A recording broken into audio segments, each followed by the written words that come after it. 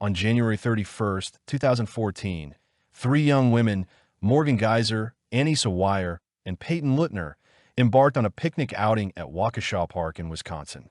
Their initial intention was to engage in a game of hide-and-seek, but their activities soon escalated into a perilous ordeal.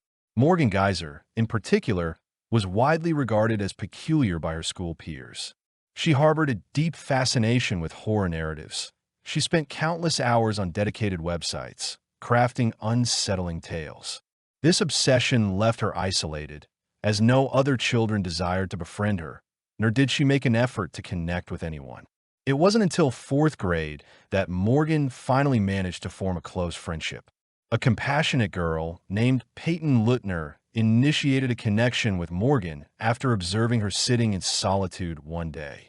Morgan expressed joy at finally having a companion, and they dedicated considerable time to their bond. In October 2013, the girls encountered Annie Sawyer, and a new friendship blossomed. All three attended the same educational institution. Anissa was an unremarkable girl. She excelled academically, earned the favor of her teachers, and was frequently approached by numerous students seeking assistance with her coursework. However, Peyton did not find Anissa agreeable. She perceived her as aggressive and disagreeable. Anissa reciprocated this dislike toward Peyton. Peyton sensed that Morgan and Anissa had grown remarkably close due to their shared interest in trolling, a fascination Peyton neither comprehended nor endorsed. She found the entire concept unsettling. She even confided in her parents about it, and they advised her to discontinue associating with friends who were fixated on trolls. Peyton's parents harbored a dislike for Morgan and Anissa. They believed these companions exerted a detrimental influence on their daughter. Peyton, however, disregarded her parents' counsel, declining to abandon her friends and persisting in their company, entirely unaware of the dire events that would soon unfold. On May 31st, 2014, the three companions embarked on a picnic excursion to the park. Morgan had celebrated her 12th birthday just the day prior. Subsequently, a cyclist discovered Peyton, who was bleeding, and promptly contacted 911. An ambulance transported the girl to the hospital, where medical professionals valiantly struggled to preserve her life. Someone had inflicted 19 stab wounds upon Peyton's arms, legs, and torso. Law enforcement commenced an inquiry into the perpetrator of such a brutal assault on the girl, ascertaining that she had visited the park that day with her friends, Morgan and Anissa. These friends were located by the roadside, near the trailhead, their clothing bearing bloodstains. As the friends were also 12 years old, identical to Peyton, the police conducted their questioning with utmost gentleness to avoid traumatizing the young individuals. Morgan responded to inquiries with remarkable calmness and candor. She inquired about Peyton's condition and whether she had succumbed to her injuries. When the investigator pressed Morgan on why she had harmed her closest friend, Morgan asserted with composure that it was a necessary act. She elaborated that the offense had been conceived 6 months prior and meticulously prepared, though they had previously wavered in its execution. Ultimately, on May 31st, they proceeded with the plan, having spent the previous night together at Morgan's residence. The evening prior had been dedicated to celebrating her birthday. On the morning of the incident, the friends engaged in video games, then donned costumes and jested before planning their trip to the park. Peyton observed that Morgan had brought a backpack to the park, containing clothing and granola bars, and she questioned the necessity of such provisions for a park visit. Morgan responded that they might desire a snack, and the girls proceeded with their walk. Photographs of Annissa's and Morgan's parents were also discovered in the backpack, carried because they were uncertain of their return home. Lastly, unbeknownst to anyone, Anissa had placed a knife in her bag. Initially, they played on the playground before heading to the restroom. Morgan and Anissa exchanged glances and whispered conspiratorially, choosing not to explicitly request Peyton to enter a stall and lie down. Peyton did not grasp the reason for this unusual suggestion, but her companions held a specific objective. They had learned that eliminating an individual during sleep was simpler, as there would be no resistance, and with closed eyes, the assailant would not have to confront their own reflection or witness their actions, thus facilitating the act. They compelled Peyton into the stall, forcing her into a corner. Morgan then questioned Anissa. "I believe we had agreed you would perform the act." Anissa then violently struck Peyton's head against the wall. Following this, Anissa and Morgan exited the stall to confer on their next course of action. They approached Peyton and proposed they venture outside for a walk. The girls exited the building and proceeded toward a cluster of trees. Anissa subtly indicated to Morgan a suitable location for executing their scheme. They then suggested a game of hide-and-seek to Peyton, with Morgan tasked with finding them. Anissa advised Peyton to recline on the ground within the bushes as a hiding spot, a pretense intended to subdue her for their assault. However, Peyton was unwilling to lie on the ground, prompting Anissa to begin pushing her, an act Peyton resented. Anissa then motioned to Morgan to hold Peyton down, and Morgan, in turn, signaled to her to restrain her while she would deliver the stab.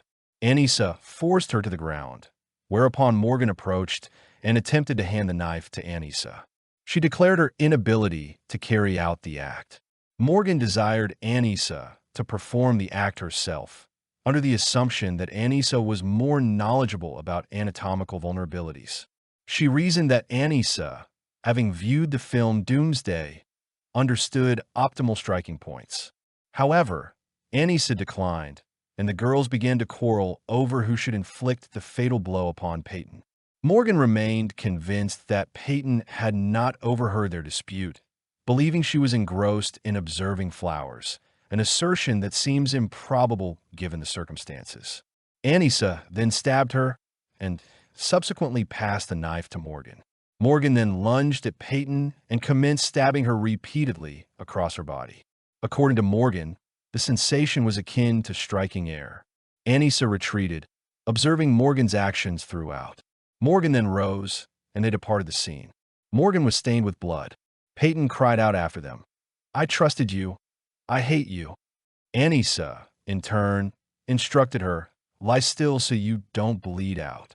She conveyed this instruction to prevent Peyton's screams from attracting notice. The injured girl attempted to stand, but was unable. She repeatedly collapsed, articulating her inability to breathe and impaired vision.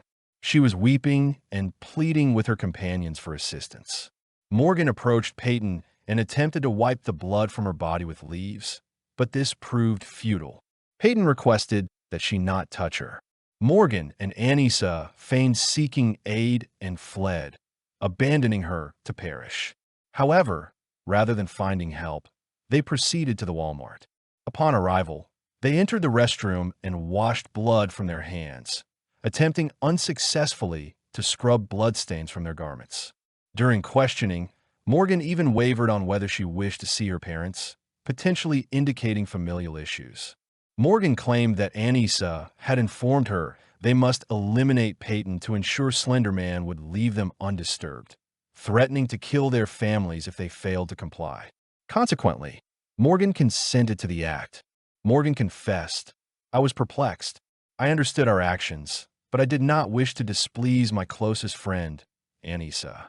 Discovering a genuine friend is challenging. The Slender Man is a fictional entity, depicted as a tall, faceless figure known for abducting children. Morgan and Anissa aspired to become acolytes of the Slender Man, an entity with whom they were obsessed, and to substantiate his existence. They harbored a desire to reside in his woodland mansion, seemingly unaware that he was a product of fiction. They firmly believed they had personally witnessed him. Anissa appeared deeply distressed during her interview, barely managing to suppress tears. She disclosed that Morgan, similar to herself, had experienced auditory hallucinations, which, she claimed, compelled her actions. Anissa stated that in December 2013, Morgan proposed to Anissa that they become Slender Man's assistants, a suggestion to which she agreed. Morgan then claimed to have struck a bargain with him, asserting that they needed to kill Peyton or Slender Man would pursue them, seizing them and their families. This belief, she maintained, necessitated the slaying of their friend. According to Anissa's testimony, They deliberated the crime while riding the school bus together, whispering to avoid being overheard and acknowledging the perilous nature of their scheme. They understood the gravity of it. Anissa asserted that Morgan carried the knife, placing it behind her waistband beneath her sweatshirt, a statement that contradicted her friend's account of Anissa having placed the knife in her backpack. Anissa contended that only Morgan performed the entirety of the stabbing. She purportedly played no part, claiming to be a good person and overly fastidious about the blood of others. However, given the presence of bloodstains on her clothing, her assertions appeared implausible. The girls each attempted to assign blame for the events to the other. Subsequent to their visit to the Walmart store, they proceeded on foot to Nicolet National Park in Wisconsin, believing it to be the dwelling place of the Slender Man. Anissa claimed to have sighted him, describing him as a tall man in a suit with no face, only a white mask. Anissa recounted that during their journey, the girls engaged in an argument as Anissa began to experience remorse concerning Peyton, whom they had abandoned in the woods, and started to reproach Morgan for what had happened. They understood that returning home was not an option, as it would lead to their apprehension. Anissa expressed regret for the incident, a stark contrast to Morgan, who recounted everything during interrogation with calm detachment and no apparent remorse. Furthermore, during questioning, they confessed that their initial intention was to kill Peyton in her sleep during the night to avoid eye contact. Their initial plan involved securing her mouth with duct tape to prevent screams, after which they intended to flee. However, they later discarded this notion, reluctant to involve their families. Once law enforcement became aware of the girls and issued a wanted bulletin, a motorist passing by observed them and reported their whereabouts to the police. They were ultimately apprehended merely 30 minutes subsequent to Peyton's traversal of the woods. Inside the backpack carried by the girls, authorities discovered candy bars, Morgan's diary, photographs of their families, and a knife. Blood was evident on the clothing of both Morgan and Anissa. Upon examining their computers and phones, law enforcement uncovered that Morgan had conducted search queries including cover-up murder, guilt for murder, what happens if I get caught for murder, and can I get arrested for murder in self-defense. These searches corroborated that they were indeed planning the crime and investigating optimal methods for its execution. The inquiry disclosed that one student had informed the school counselor that she had overheard Anissa discussing how she had discovered a means to become Slender Man's assistant, which necessitated a killing, and the school counselor allegedly failed to react. Police located this school counselor, who subsequently denied such a statement. Several other classmates informed police that Anissa had invited them to participate in the crime, subtly suggesting the murder of her friend. They declined and did not treat Anissa's remarks with gravity, now feeling remorse for not immediately reporting it to the authorities. A farewell message, dated May 28th, was found in Anissa's phone notes, stating, "My last wish to those who care.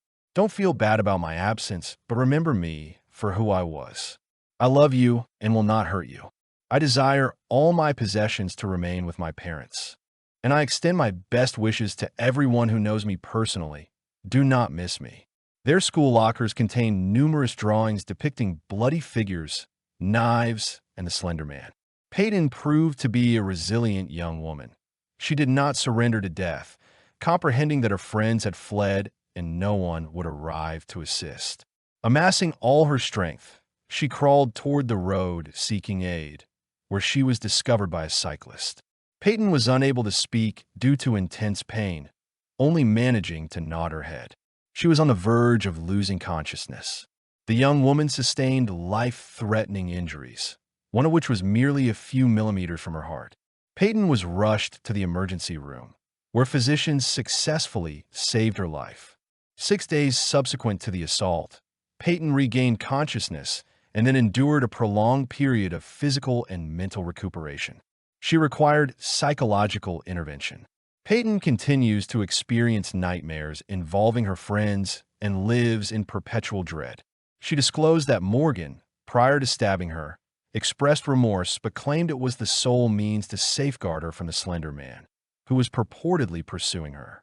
The parents of Morgan and Anissa were cognizant of their daughter's fascination with Slender Man and other fictional entities featured on horror websites, yet perceived no harm in it. They remained unaware of the extent to which the girls were both terrified by and engrossed in him, consequently taking no action. Educators characterized Morgan as an eccentric, unsociable individual who preferred solitude, and other children avoided her. On one occasion, Morgan was observed running through the school, asserting that Snape from Harry Potter was pursuing her. No one took notice, and it was widely dismissed as mere childhood fantasy. Another time, students witnessed her in the restroom, manipulating blood on her fingers. The sight was disturbing. The teacher reported the occurrence to Morgan's mother, who responded that her daughter was merely reenacting frightening narratives. The teacher conversed with the girl, advising her to cease viewing scary stories, but Morgan disregarded this counsel. Subsequently, she brought a hammer to school, which fell from her locker, drawing the attention of other students. The young woman was subsequently summoned to the principal's office, where she stated her need for the hammer for self-defense. The principal observed Morgan speaking to herself and reported this to her mother. Her classmates witnessed her carrying a journal in which she recorded her thoughts, and it bore the word death. This genuinely alarmed everyone. The teacher once more relayed this information to her mother, but she failed to regard Morgan's behavior with seriousness. Her mother recounted that Morgan had displayed a lack of empathy for others since childhood. For instance, upon viewing the cartoon Bambi, she exhibited no distress at the death of the mother deer, merely uttering, "Run, Bambi, run." Morgan Geyser, age 12, and Anissa Weier were subsequently charged with attempted first-degree murder. During the trial, Anissa testified that she did not perceive the situation with gravity, believing she and Morgan were engaged in a form of game, and she only took it seriously when Morgan began stabbing Peyton's body. According to her, she harbored no intention to harm anyone, merely seeking to substantiate the character's existence and wishing to explore alternative methods for achieving this. Anissa and Morgan were gripped by fear that failure to adhere to their scheme would result in Slender Man pursuing them, which they cited as the impetus for their crime. The young individuals expressed remorse for their actions. Morgan received a diagnosis of early-stage schizophrenia. It was later revealed that her father had suffered from schizophrenia, indicating a hereditary transmission of the illness. Morgan entered a plea of guilty, yet was adjudicated not guilty as part of a plea agreement, citing mental illness. She received a sentence of 40 years in a psychiatric facility. Anissa, at trial, pleaded guilty to being an accessory to attempted premeditated murder, but the jury rendered a verdict of not guilty by reason of mental illness. She reportedly failed to differentiate between reality and her fantasies. Anissa was condemned to 25 years in a psychiatric institution. Nevertheless, in the summer of 2021, the court approved Anissa's petition for parole. Medical professionals affirmed that she no longer posed a threat to herself or the public. On September 13, 2021, the 19-year-old Anissa was discharged from the psychiatric hospital. Anissa now resides with her parents, intends to pursue further education, and seeks part-time employment. Anissa remains under continuous surveillance via GPS. Her computer activities are subject to monitoring to prevent visits to disturbing websites. She is prohibited from consuming alcohol or illicit substances and from possessing weaponry. Contact with Peyton or her family is forbidden. Peyton is currently 19 years old. She has successfully completed high school and matriculated into university to study medicine. She currently has no female friends, but is in a relationship with a male partner.